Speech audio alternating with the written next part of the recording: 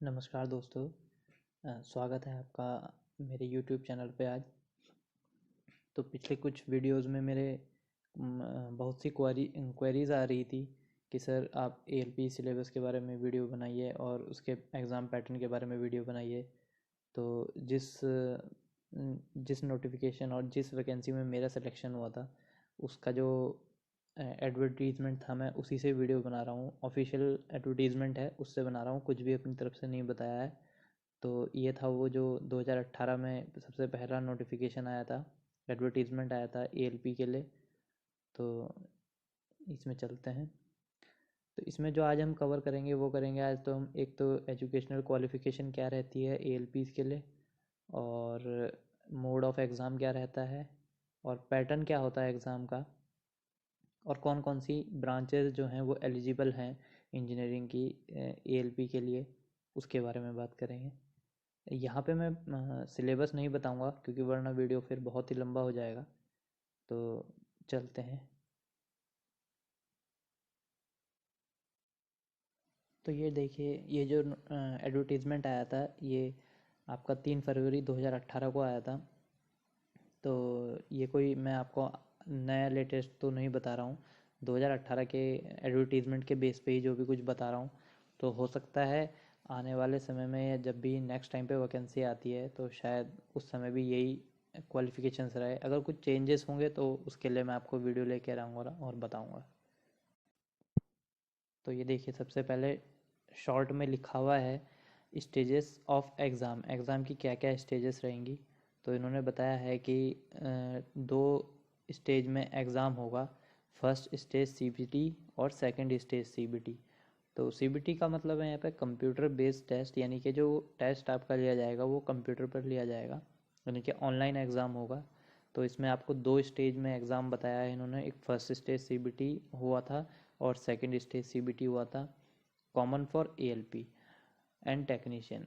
ठीक है, तो क्योंकि ये जो वैकेंसी आई थी ये ALP और टेक्नीशियन की इकट्ठे ही आई थी, तो इसलिए इसमें जो बताया गया है वो ALP और टेक्नीशियन के लिए ही बताया गया है इकट्ठे।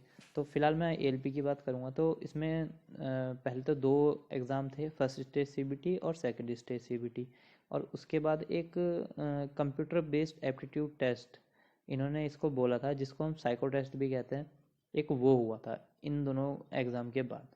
तो इस बेस पे देखा जाए तो 3 एग्ज़ाम हुए थे ALP के लिए, first stage CBT, second stage CBT और फिर साइको टेस्ट।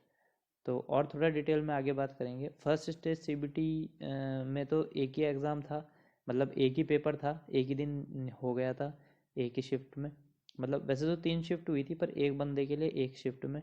पर जो सेकंड स्टेज CBT था उसमें दो पेपर थे यहाँ पर, एक आपका नॉन टेक्निकल और एक टेक्निकल था। सिलेबस मैं आपको आगे बताऊंगा, ये बस मैं आपको पैटर्न बता रहा हूँ। हाँ, उसके बाद इसमें एग्ज़ाम जो मार्क्स थे वो भी नॉर्मलाइज हुए थे, मतलब क्योंकि बहुत सारी शिफ्टों में कई दिनों तक ये पेपर चला था तो बहुत सारी शिफ्ट हुई थी, तो काफ़ी सारे पेपर सेट बने थे। तो उन सबको इक्वलाइज करने के लिए नॉर्मलाइजेशन होता है, उसका फॉर्मूला आप देख सकेंगे नीचे। तो इसमें वो भी था।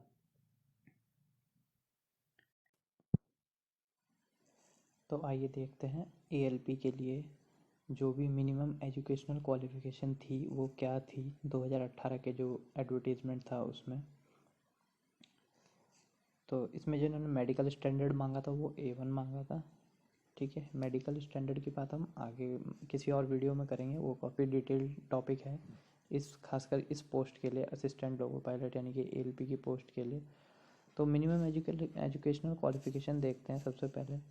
तो इन्होंने मांगा था मैट्रिकुलेशन SSLC प्लस ITI, या तो आपका 10 प्लस ITI हो, 10th क्लास आपने पास की हो और ITI किया हो किसी रिकॉग्नाइज इंस्टीट्यूशन ऑफ NCVT या SCVT से, in the trades of coil winder, electrician, electronics mechanic, fitter, heat engine, instrument mechanic, machinist, mechanic diesel, mechanic motor vehicle, millwright maintenance mechanic, mechanic radio and TV, RAC mechanic, tractor mechanic, turner या wireman. तो ये जो वो post हैं जो ITI वाले जिन post के लिए ALP के लिए एलिजिबल थे, ये क्वेश्चन बहुत बार आता है, बहुत लोग पूछते हैं मेरे से कि सर ITI हम किस पोस्ट से करें जिससे हम ALP का एग्ज़ाम देने के लिए एलिजिबल हो जाएं। तो दोस्तों ये वो सारी पोस्ट हैं, लो मैं और थोड़ा बड़ा करके दिखा देता हूँ आपको। ये सारी आईटीआई की वो पोस्ट हैं जिनसे करने के बाद आप एएलपी का एग्ज़ाम के लिए फॉर्म भर सकते हैं। उसके अलावा या फिर और आपने 10th करा हो और उसमें अप्रेंटिसशिप ट्रेड्स मेंशन अबव, तो इन जो ये वाली ट्रेड हैं, आपने 10th के बाद इन ट्रेड से किसी भी गवर्नमेंट या जो अप्रेंटिसशिप करते हैं हम, जो अप्रेंटिस की हो आपने इन ट्रेड्स के अंडर में 10th के बाद, या फिर आपके पास 3 साल का डिप्लोमा हो किसमें, mechanical engineering, electrical engineering, electronics engineering या ऑटोमोबाइल इंजीनियरिंग। ये 4 ब्रांचेस जो हैं डिप्लोमा की एलिजिबल हैं, मैकेनिक, इलेक्ट्रिकल, इलेक्ट्रॉनिक्स और ऑटोमोबाइल। ये 4 ब्रांच से अगर आपने डिप्लोमा किया है 3 साल का, तो आप एलिजिबल हैं एएलपी का फॉर्म भरने के लिए। या फिर combination of varies the stream of these engineering discipline from a recognized institution in lieu of ITI। ठीक है, degree in the engineering disciplines as above will also be acceptable in लिeu of diploma in engineering. अगर आपने diploma के जगह आपने या फिर डिग्री की है किससे, मैकेनिकल, इलेक्ट्रिकल, इलेक्ट्रॉनिक्स या ऑटोमोबाइल से, जो डिग्री है इनकी बीटेक या बीई आपने किया है इन 4 ब्रांचेस से, तो भी आप एलिजिबल होंगे इस एएलपी की वैकेंसीज को फिल कर, मतलब फॉर्म फिलअप करने के लिए। उसके बाद इसके बाद बात आती है आपके एग्ज़ाम पैटर्न की, आपका एग्ज़ाम कैसे होगा। तो या फिर बात करते हैं मोड ऑफ एग्ज़ाम की। मैंने बता दिया मोड ऑफ एग्ज़ाम जो होगा आपका वो होगा कंप्यूटर बेस्ड टेस्ट, सीबीटी जिसे बोलते हैं, यानी कि ऑनलाइन एग्ज़ाम हुआ था हमारा, जिसमें हमें कंप्यूटर पे बैठ के क्वेश्चंस को सॉल्व करना था, ऑनलाइन एग्ज़ाम था। तो इसमें जो मैंने आपको बताया था आपके 3 स्टेजेस में एग्ज़ाम होना था, first stage CBT, second stage CBT और फाइनल में साइको टेस्ट जिसे बोलते हैं, साइको टेस्ट होना था। तो जो पहला एग्ज़ाम हुआ था फर्स्ट स्टेज सीबीटी, ये 1 घंटे का था और इसमें 75 क्वेश्चन आए थे। क्वेश्चन कौन कौन से आए थे या किस टाइप के आए थे, किस तरीके से डिस्ट्रीब्यूटेड थे, वो हम किसी और वीडियो में बात करेंगे। वो एक टॉपिक थोड़ा बड़ा टॉपिक है। तो इसमें जो था ये क्या था, ये क्वालिफाइंग स्टेज थी। ये जो फर्स्ट स्टेज सीबीटी था ये खाली क्वालिफाइंग था, यानी कि फाइनल जो मेरिट बनेगी आपकी उसमें इसके नंबर नहीं जुड़ेंगे। बस ये आपके सेकंड स्टेज सीबीटी में जाने के लिए एक तरीके से ये आपको क्वालिफाई करना था। तो क्वालिफाइंग के लिए आपको क्या चाहिए था, 40% अनरिजर्व्ड, ओबीसी का 30%, मतलब ओबीसी वाला 30% नंबर होने चाहिए ओबीसी वाले के, एससी के 30% होने चाहिए और एसटी के 25% होने चाहिए। हालांकि आप इन नंबरों पर मत जाइए, क्योंकि अगर जब कभी भी इसकी मेरिट बनती है तो वो हमेशा इन नंबर से ऊपर ही बनती है। ठीक है, तो ये इसका सिलेबस था, इसके बारे में मैं किसी और वीडियो में बात करेंगे। तो और उसके बाद जब आप फर्स्ट स्टेज सीबीटी को क्लियर करके, यानी कि आप उसकी मेरिट लिस्ट में आ जाते हैं, क्योंकि क्या होता है जैसे जितनी भी वैकेंसीज़ होती है ना, ये हमेशा उनके रेशियो में ही आपको अगली स्टेज में भेजा जाता है। मान लीजिए 100 वैकेंसी है, तो अगर इन्होंने कहा कि हम 15 गुना लड़कों को या बच्चों को लेंगे, हम सेकंड स्टेज सीबीटी के लिए कैंडिडेट को लेंगे कि 15 वैकेंसीज़ का 15 गुना बच्चे हम सेकंड स्टेज सीबीटी में भेजेंगे।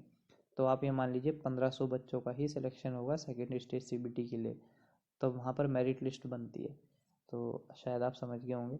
तो ये वैकेंसीज़ के ऊपर डिपेंड होता है। ठीक है, तो सेकंड स्टेज सीबीटी क्या थी आपकी, इसमें दो, मैंने आपको बताया था इसमें 2 पार्ट होने थे, पार्ट ए और part B. Part A non technical था, जैसा कि हमारा फर्स्ट स्टेज सीबीटी था उससे ही मिलता जुलता है, लगभग वैसा ही था पूरा पूरा। और पार्ट बी था वो जो पूरा टेक्निकल था, यानी कि जो भी आपने आईटीआई डिप्लोमा किया है उससे था वो पूरा का पूरा। तो मैंने आपको बताया था कि जो सेकंड स्टेज सीबीटी है वो आपका वो 2 पार्ट में होगा। पार्ट ए यहाँ पर नॉन टेक्निकल है जो कि फर्स्ट स्टेज सीबीटी के जैसा ही था, और पार्ट बी आपका टेक्निकल होगा जो कि आपका डिप्लोमा, डिग्री या आईटीआई जो भी आपने किया है, जिस ब्रांच से किया है रिलेटिव, उसी से रिलेटेड क्वेश्चन आएंगे। तो पहले मैंने तो मैं बता देता हूँ आपको, सेकंड स्टेज जो सीबीटी होना था आपका, उसमें पार्ट ए जो है उसका, उसमें वो 1.5 घंटे का था, यानी कि 90 मिनट का था, और उसमें 100 क्वेश्चन आने थे। वो किस तरह से आने थे उसके बारे में हम किसी और वीडियो में बात करेंगे। मैं आपको पूरा डिटेल में बताऊंगा। अगर इस वीडियो पे अच्छा रिस्पांस आता है तो मैं पक्का इसके लिए एक डिटेल्ड इसके जो सिलेबस है और उसके लिए तैयारी कैसे करनी है या किन बुक्स को या किन वीडियोस को रेफ़र करना है वो मैं आपको बता दूंगा। तो उससे आप एक अच्छी तैयारी करेंगे। पर वो डिपेंड करेगा कि इस वीडियोस पे कैसा रिएक्ट आता है या कितने कमेंट्स में बताइए मुझे अगर आपको इसके लिए वीडियो चाहिए। इसके सिलेबस के लिए अगर आपको वीडियो चाहिए तो मैंने पार्ट ए का तो आपको बता दिया। ठीक है, पार्ट बी का जो था ड्यूरेशन 60 मिनट यानी कि 1 घंटे का था और इसमें टोटल 75 क्वेश्चन आने थे। और हाँ, यहाँ पर एक और मज़ेदार बात थी कि जो पार्ट बी था वो खाली क्वालिफाइंग मार्क्स था। यानी कि क्वालिफाइंग मार्क्स थे वो 35% थे, यानी कि आपको सिर्फ क्वालिफाई करना था। इसके नंबर जो थे वो नहीं जुड़ रहे थे वहाँ पर। तो ये खाली आपको क्वालिफाई करके बस आगे जाना था इसमें। ये आपको ऐसा नहीं था कि इसकी वजह से आप मतलब अगर इसमें नंबर कम रहते हैं ज़्यादा रहते हैं तो इसका कोई फ़र्क पड़ रहा था आपकी फाइनल मेरिट पे, ऐसा कुछ नहीं था।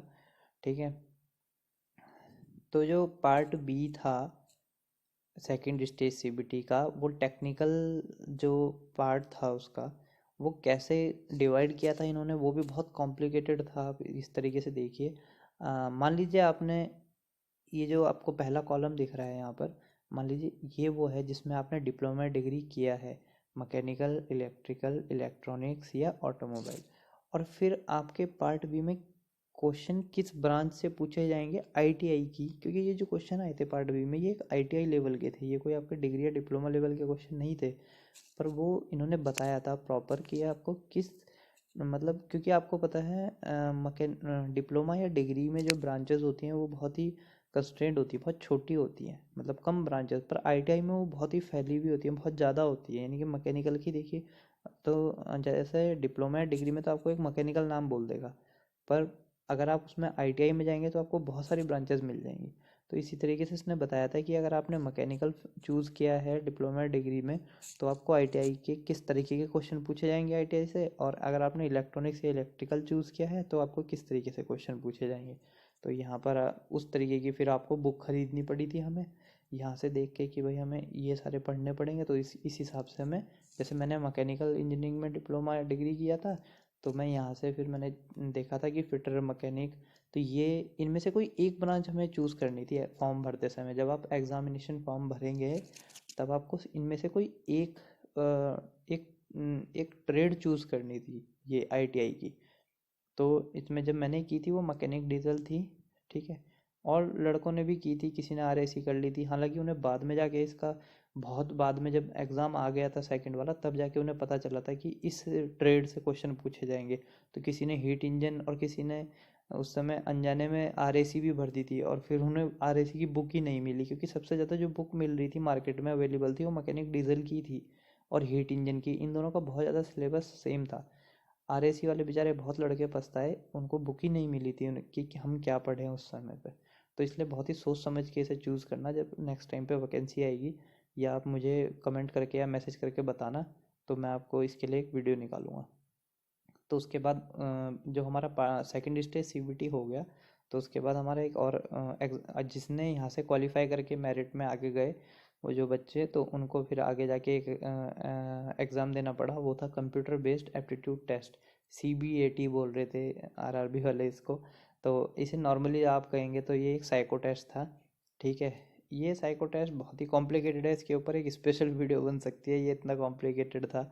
मतलब एक टेस्ट तो इतना कॉम्प्लिकेटेड नहीं था, पर जिस तरीके से इसकी स्कोरिंग और इसका रोल जो था आपकी मेरिट में वो एक बहुत ही कॉम्प्लिकेटेड था। ये मैं आपको कभी अगर आपको लगेगा तो मैं इसके ऊपर भी एक वीडियो बना देंगे। पर ये बहुत बाद की बात है, पहले आप ऊपर के एग्ज़ाम के लिए तैयारी कीजिए। जब वहाँ से क्वालिफाई करके जाएंगे तो इसमें आपको मुश्किल से 1 हफ्ते में आपकी इसकी तैयारी हो जाएगी। अगर आप चाहेंगे करना तो 1 हफ्ते में, बिल्कुल नया रहता है ये, बहुत ही कम एग्ज़ाम में ये पूछा जाता है साइको टेस्ट। तो ये साइको साइको जो टेस्ट होता है इसकी एक अलग ही तैयारी होती है, ये आपको कहीं देखने को ज़्यादातर मिलता ही नहीं है। तो ठीक है, इसमें कुछ एक मतलब ये एक रीजनिंग जैसा ही है, कुछ स्पेशल तो ऐसा नहीं है कि इसमें कोई बहुत ही रॉकेट साइंस है। रीजनिंग जैसा होता है, जैसे रीजनिंग होती है ना बस वैसी होती है, थोड़ी सी आपको प्रैक्टिस और थोड़ी सी समझने का तरीका, बस उस पर डिपेंड है, आराम से निकलता है ये वाला टेस्ट। उसके बाद आपका डीवी हो जाता है।